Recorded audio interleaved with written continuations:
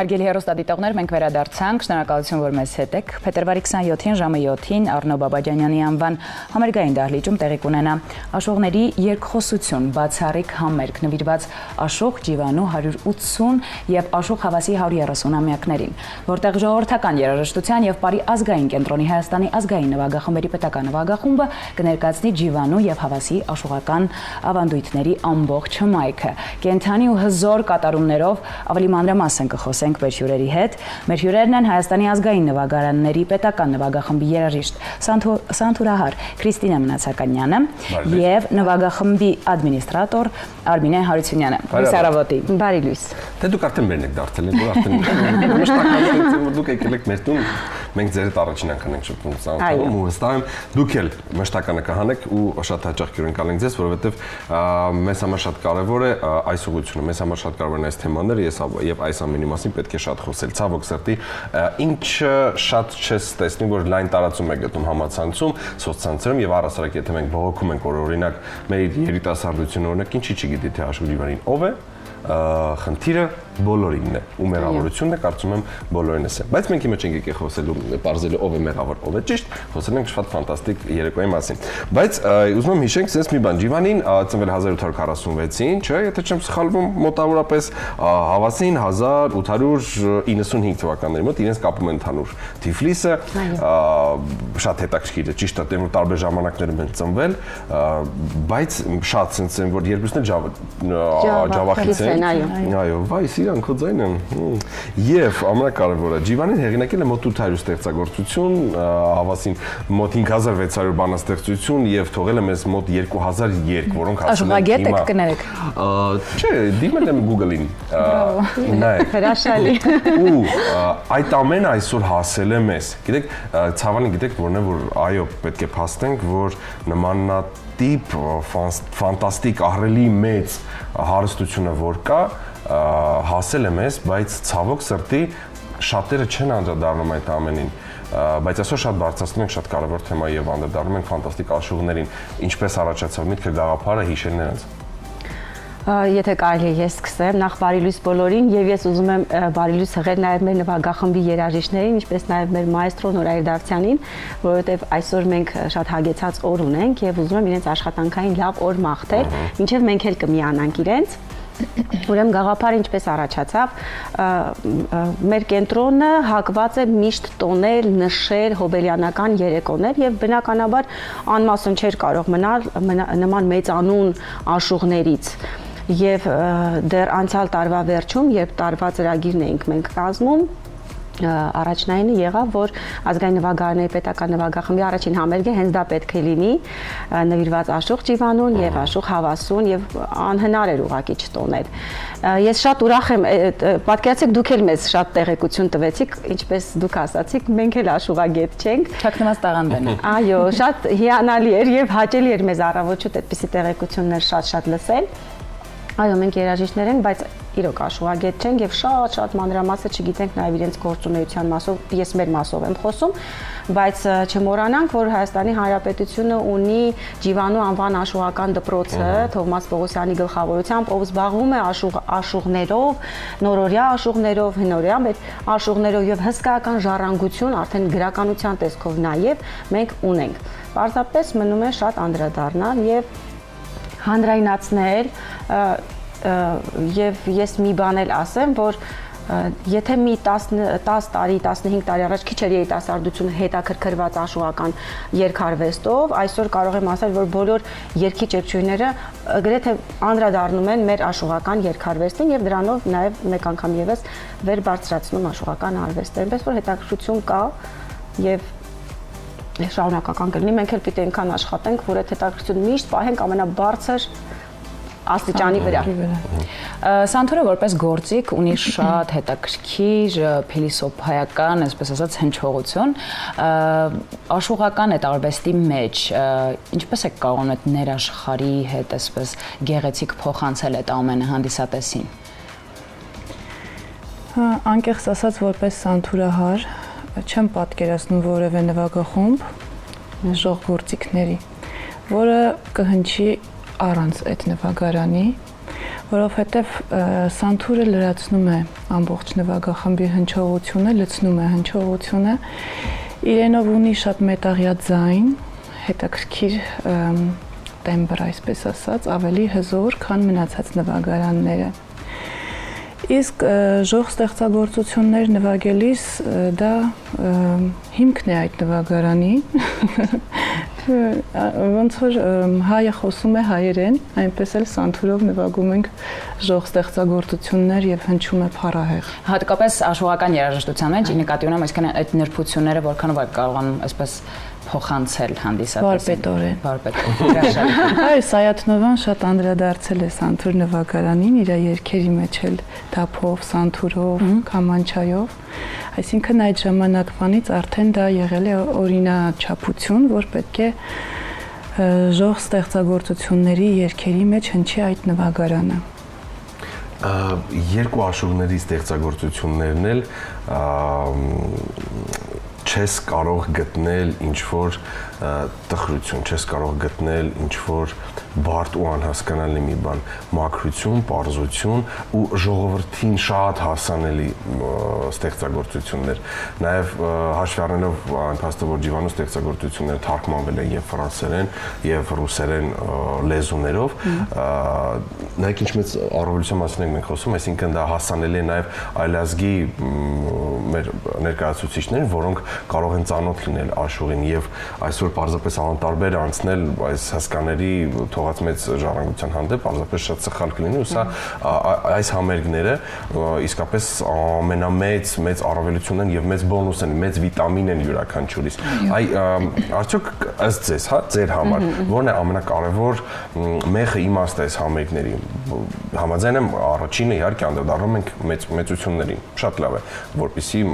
չմոռացվի, անդրադառնանք այն հզոր գործերին, որոնք թողել են մեզ, բայց կան այլ կարևոր կետեր, որոնք պահում են։ Տեսեք, ուրեմն Աշուղ Ջիվանին եւ Աշուղ Հավասին ըստ իս տարբերվում են մի փոքր, տեսեք թարգմանվել է Աշուղ Ջիվանու ստեղծագործությունները, Ջիվանին իր պարզ ժողովրդի լեզվով փիլիսոփայություն է ուրեմն պրոպագանդել, այսպես ասեմ, որովհետև Ջիվանու երգերը մի քիչ ավելի այդպես խորիմաստ, շատ խորիմաստ են, բացի այն, որ սեր է գովերքվել, բնություն է գովերքվել, այ օրինակ Աշուղ Հավասին սեր եւ բնություն, այսպես, բայց Ջիվանու ուրեմն երգերի մեջ կա շատ փիլիսոփայություն եւ պատահական չէ, որ թարգմանվել է։ Մի քիչ բողոքային ինչ-որ բանել։ Այսինքն կյանքի անարդարությունների մասով ինքը խոսել է երգի ու նաև ժողովրդի լեզվով։ Ինչ էիք ասում Քրիստինե ջան։ Երգեր ունի, որտեղ որ մի քիչ այսպես ասած բողոքարկում է իշխանությանը, անօրինությանը եւ նմանատիպ անարդարություններին, որը որ շատ քիչ աշուղներ են, որ անդրադարձել են նման խնդիրներին այդ ժամանակահատվածում։ Հիմնականում սիրերգություն է եղել աշուղների ստեղծագործությունը, ինչպես Հավասի երգերը ավելի հանգիստ են, իսկ Ջիվանին մի քիչ ավելի բողոքավոր, հենց ձախորդ օրերի մեջ որ կամ թանկարավոր ընկեր, խոսքերի եղնակ Ավետիք Իսահակյանի խորիմաստ է նրա երկի իմաստ է, այսպես ասած, եւ նաեւ ժամանակակից է, որովհետեւ եթե նայում ենք, սերունդները գալիս գնում են, բայց թեմաները գրեթե նույնն են, հա, այդ բողոքները, ինչպես նաև սիրո գովերքումն է նույնը, ինչքան էլ որ թվում է թե շատ բան փոխվել է, այլ է, բայց չէ։ Երբ խորանում ես վերաշխողական արվեստում թե ինչպես են սիրո մասին խոսում, չկա այդպիսի բան, ուղղակի ասենց զարմացած ասում ես, միթե այն դարում կարող էին այդ կարգի, այդ տեսակով գովերքել սերը։ Դա բոլոր ժամանակների համար, մեր աշխողական արվեստը բոլոր ժամանակների համար է։ Դե ցավ սրտին է փոխվել են ժամանակները, այսօր ստեղծագործությունները գրվում են գումար աշխատելու համար ու երբեմն նայում ես երգը ունենում է միլիոնավոր դիտումներ, տեսահոլովակ եւ այլն, հա, կապ չունի որ հիմա կոնկրետ փոփ կլինի, ինչից ենք խոսում։ Բայց նայում ես ոչ իմաստ կա, ոչ ջերմացնող, ոչ կապող, ոչինչ չկա ստեղծագործության մեջ, այդ իրականության մեջ ենք ապրում։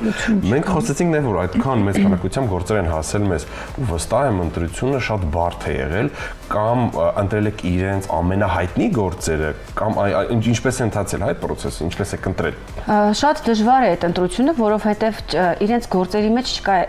ավելի լավ կամ մի փոքր ավելի վատ, որն ընտրենք, իրապես դժվար է։ Բայց այսպես ասեմ, քանի որ ազգային նվագաների պետական նվագախումբը մեր մայստրո Նորայր Դավթյանի գլխավորությամբ արդեն 20 եւ ավել տարիներ միշտ մեր երկացանկում եղել են մեր աշխուղների լավագույն երգերը, այս պարագայում այդքան դժվար չի եղել ընտրել, որովհետև նաև ունեինք մեծ քանակությամբ ուրեմն իրենց երգերից, ինչպես նաև մեր երգիչ երգչուհիներ, որ մեզ միացան, նայելով իրենց, թե ով որը կկատարի, ում ավելի լավ ձայնով ավելի լավ կհնչի, այո, ավելի լավ կզգան, հետևաբար երգերի ընտրությունը չեմ կարող ասել, թե շատ բարդ է եղել, որովհետև տարիներ շարունակ մենք ամեն համերգին, ոչ թե միայն հոբելյանական, այլ մեր բոլոր համերգներին անդրադառնում ենք տարբեր աշխուղների երգերին։ Չկա երևի այդպիսի համերգ, որ մենք չունենանք աշխուղական երգեր։ Ես չեմ հիշում այդպիսի համերգ, բացի ինչ որ այդպես կոնկրետ պրոյեկտ եթե լինում է, բայց մնացած մեր բոլոր համերգներին աշխուղական երգերը պարտադիր կան ուղղակի։ Այդ դուք որքան եմ որ ասում եք վարպետորն եք մոտենում, հա, բայց անկախ ամենից վստահ եմ, որ կան գործեր, որոնք կամ բարդ են ընկալվում, կամ փոքր այլ կերպ պետք է մատուցվեն համեմատած մյուս ստեղծագործություններ։ Կարող ենք նմանատիպ ինչ-որ ստեղծագործություններ առանձնացնել, որոնք ձեր համար ուրիշ կերպ են դիտվում եւ մատուցումը շատ բարդ է։ Եթե անդրադառնանք երգերին, անկեղծ ասած իմ համար բարդ է եղել Վլադիմիր Բալյանի երգերը նվագակցելը, քանի որ ինքնատիպ կոմպոզիտոր է, մի քիչ դասական մտածողության է եւ նվագակցությունը ամբողջ նվագախմբի համար մի քիչ ավելի բարդ է գրված։ Դա կարծում եմ, որ մեր մյուս երաժիշտներն էլ կհամաձայնեն այս առումով ինձ հետ։ Իսկ ընդհանուր առմամբ ինձ թվում է երաժիշտը պետք է լինի ճկուն, երաժշտության մեջ ինքը իրան զգա ինչպես ձուկը ջրում։ Սիրում ենք մեր աշխատանքը, կատարում ենք մեծ սիրով։ Այսօր երբ երաժշտությունը կրում է սպառողական բնույթ, որքանով է հնարավոր եւ ինչպես պահպանել ավանդույթների այդ խորությունը եւ առհամակարգը։ Մենք պարտադիր պիտի ժամանակի հետ շարժվենք եւ ունենանք նախագծեր, որոնք որ ազգային մեր նվագարանները երիտասարդների աչքերում կբարձրացվի եւ կդառնա ինչ որ շատ հետաքրքիր բան իրենց համար, բայց պիտի արդեն այնպես լինի, որ սովորական դառնա, որ ազգային նվագարանները իրենց կյանքում պիտի լինեն։ Ու սրա հետ կապված շատ մի կարևոր բան ասեմ, մենք մեր կենտրոնը 2 տարի առաջ նախաձեռնեց մի շատ հետաքրքիր նախագիծ, կինոֆիլմերը, համաշխարհային եւ հայկական կինոֆիլմերը, որտեղ հնչում էին համաշխարհային եւ հայկական կինոֆիլմերի սաունդթրեքերը ազգային նվագարանների պետական նվագախմբով եւ մինչ այսօր, երբ մենք այդ համերգները եւս ներկայացնում ենք, գրեթե խնդիր չունենք տոմսերի սպառման։ Եվ մեծամասնությունը երիտասարդներ են, այսինքն այդ հնչողությամբ մենք իրենց ստիպեցինք, որ իրենք եւս մեկ անգամ հետաքրքրություն ունենան դեպի ազգային նվագարաններ, այսինքն մենք պիտի շարժվենք անպայման ժամանակի հետ, պետք չի բացառել նաև կոմերցիոն համերգները, դրանք էլ են կարևոր, հա, ինչ որ մի բան պիտի, մի հատիկ պետք է մտցնել համերգի մեջ, որով որ կգրավենք մեր երիտասարդներին եւ միշտ կպահենք ազգային շունչը, ոգին, նվագարաններին մոտ լինելը եւ այլ եւ այլ։ Շնորհակալ ենք շատ։ Ցավոք սրտի ժամանակակրկին սուղ մենք ունենք եւս մի կարևոր հյուր, որն արդեն այնտեղից ես ինձ ձայները լսում եմ, սպասում են մեզ, ինչպես որ դուք նշեցիք, անդրադարձել եք ֆիլմերին, փետրվարի 27-ին, այսինքն վաղը, Ճարտարապետների միության դահլիճում նաեւ Հայաստանի պետական ջազ նվագախումբն է անդրադառնում համաշխարհային ֆիլմերի սաունդթրեքերն են ներկայացնելու, շատ լավ մատուցում։ Նաեւ հիշեցնենք մեր հեռուստադիտողին, որ փետրվարի 27-ին այսինքն կրկին վաղը Առնո Բաբաջանյանի անվան համերգային դահլիճում տեղի կունենա աշխուղների երկխոսություն բացառիկ համերգը նվիրված Աշոկ Ջիվանի 180 եւ Աշուղ Հավասի 130 ամյակներին։ Ժամը 19-ին իսկ մեր հյուրերն էին Հայաստանի ազգային նվագարանների պետական նվագախմբի երաժիշտ Սանթուրահար Քրիստինե Մնացականյանը եւ նվագախմբի ադմինիստրատոր Արմինե Հարությունյանը։ Տեսեք, ինչքան լավ եմ կարդում ես։ Շնորհակալ եմ շատ։ Ձեզ լավ օր, հագեցած, պարտավորված կարևոր օրն եք այսօր։ Շնորհակալություն ձեզ։ Եվս շնորհակալություն ենք հայտնում եւ համեցեք, հրավիրում ենք սիրով ձեզ մեր համերգին։ Շնորհակալ ենք։ Գովազդ, որից հետո կհայտնվի այդ աղմուկ անող եռյակը։